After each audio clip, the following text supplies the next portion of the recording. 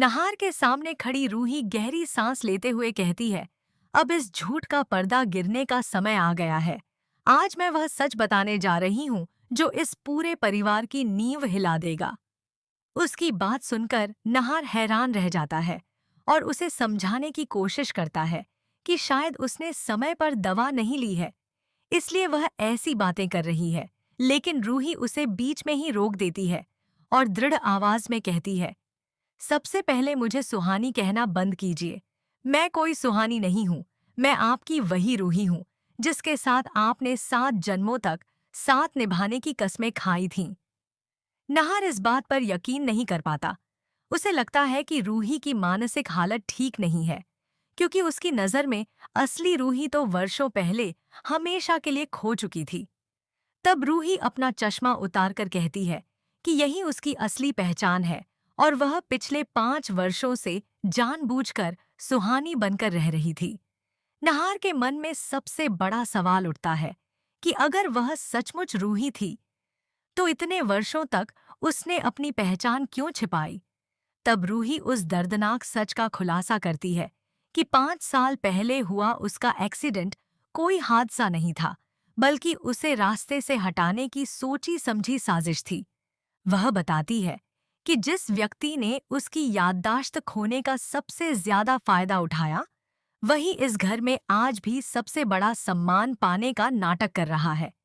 रूही सीधे दादी पर आरोप लगाते हुए कहती है कि उन्हीं की साजिश ने उसकी जिंदगी बर्बाद कर दी और वह इतने वर्षों तक सिर्फ इसलिए चुप रही ताकि उनके खिलाफ एक एक सबूत इकट्ठा कर सके। अब उसके पास सारे प्रमाण मौजूद हैं और दादी का असली चेहरा पूरे परिवार के सामने लाने का समय आ चुका है। दादी का नाम सुनते ही नहार के पैरों तले जमीन खिसक जाती है। वह विश्वास ही नहीं कर पाता कि उसकी अपनी दादी इतनी भयानक साजिश रच सकती है। लेकिन रूही शांत स्वर में कहती है कि उसे पहले से पता था कि बिना सबूत कोई भी उसकी बात पर भरोसा नहीं करेगा। इसलिए उसने अपनी पहचान छिपाकर हर सच को धीरे धीरे इकट्ठा किया। नहार की आंखों में दर्द साफ दिखाई देता है। वह पूछता है कि क्या इतने वर्षों तक सुहानी बनकर उसके सामने रहना सिर्फ एक नाटक था? क्या उसने कभी उसके दर्द और तड़प के बारे में नहीं सोचा? तब रूही भावुक होकर बताती है कि अगर वह उस समय सच बोल देती तो दादी उसे और उसकी बेटी दोनों को कभी जिंदा नहीं छोड़ती। खुद को बचाने और सही समय का इंतजार करने के अलावा उसके पास कोई रास्ता नहीं था। इसके बाद रूही नहार को याद दिलाती है कि उसने कभी उसकी तलाश करने की भी कोशिश नहीं की।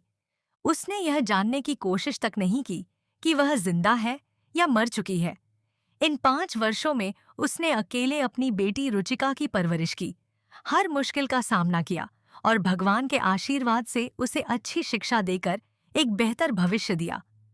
उसने हर दर्द सहा, लेकिन अपनी बेटी की जिंदगी कभी अंधेरे में नहीं जाने दी। नहार यह सब सुनकर पूरी तरह टूट जाता है। उसे एहसास होता है कि वह वर्षों तक एक बहुत बड़े भ्रम में जीता रहा।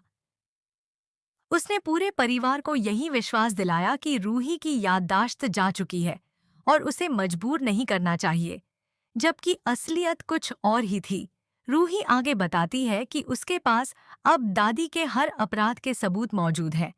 दादी ने सिर्फ उसे ही नहीं बल्कि उसकी बेटी को भी खत्म करने की कोशिश की थी। वह अब किसी भी कीमत पर इस सच को छिपने नहीं देगी। यह सुनकर नहार के भीतर गुस्से का ज्वालामुखी फूट पड़ता है। वह पछतावे से भरकर कहता है कि अगर उसे यह सच पहले पता होता तो वह कभी रूही से दूर नहीं रहता और न ही अपनी बेटी से वर्षों तक बिछड़ा रहता। रूही जवाब देती है कि उसके लिए सबसे जरूरी था असली अपराधी को बेनकाब करना। अब जब सारे सबूत उसके हाथ में है, गीत है, तो वह किसी भी कीमत पर दादी को उनके किए की सजा दिलाकर रहेगी। आखिरकार नहार अपनी पत्नी का हाथ थामकर वादा करता है कि अगर दादी सचमुच इस साजिश की दोषी है, तो वह उन्हें बिल्कुल नहीं बख्शेगा। उसके लिए रिश्तों से बड़ा न्याय है। वह कहता है कि अब इस घर में सच की जीत होगी और 5 साल पुराने हर गुनाह का हिसाब लिया जाएगा। रूही की इस सच्चाई ने न केवल नहार की आंखें खोल दी, बल्कि पूरे परिवार की दुनिया भी हमेशा के लिए बदलने वाली है।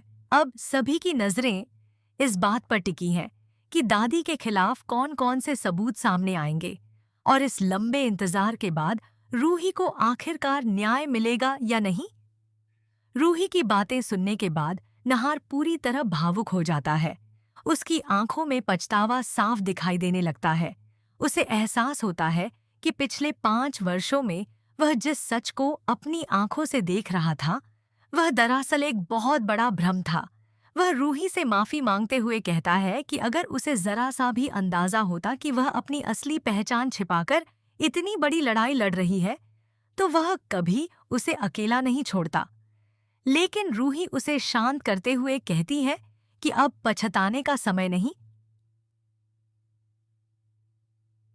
बल्कि सच को सबके सामने लाने का समय है। वह अपने बैग से कुछ पुराने दस्तावेज, तस्वीरें और रिकॉर्डिंग निकालती है और बताती है कि इन सबूतों में दादी की हर साजिश का राज छिपा हुआ है। इन्हीं सबूतों की वजह से आज वह पूरे विश्वास के साथ अपनी बेगुनाही साबित कर सकती है। इसी बीच घर के बाकी सदस्य भी वहां इकट्ठा हो जाते हैं।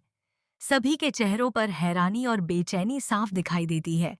किसी को समझ नहीं आता कि आखिर अचानक ऐसा क्या हो गया कि वर्षों से सुहानी बनकर रहने वाली लड़की खुद को रूही बता रही है।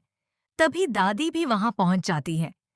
उनके चेहरे पर पहले तो आत्मविश्वास दिखाई देता है, लेकिन जैसे ही उनकी नजर रूही के हाथों में मौजूद सबूतों पर पड़ती है, उनके चेहरे का रंग उड़ जाता है।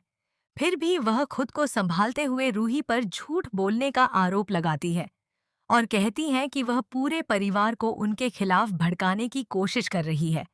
रूही बिना डरे दादी की आंखों में आंखें डालकर कहती है कि अब झूठ ज्यादा देर तक नहीं टिकेगा। वह एक एक करके सारे सबूत सबके सामने रखने लगती है। रिकॉर्डिंग में दादी की आवाज साफ सुनाई देती है, जिसमें वह रूही को रास्ते से हटाने की योजना बना रही होती है। कुछ तस्वीरें भी सामने आती हैं जो साबित करती हैं कि एक्सीडेंट कोई हादसा नहीं था, बल्कि पहले से रची गई साजिश थी। यह सब देखकर पूरे परिवार के होश उड़ जाते हैं। जो लोग अब तक दादी को भगवान की तरह मानते थे, वही आज उनकी ओर अविश्वास भरी नजरों से देखने लगते हैं। नहार का गुस्सा 7वें आसमान पर पहुंच जाता है। वह दादी से सवाल करता है कि क्या यह सब सच है, लेकिन दादी कोई जवाब नहीं दे पाती। उनकी खामोशी ही उनके अपराध की गवाही देने लगती है। नहार साफ शब्दों में कह देता है कि जिसने उसकी पत्नी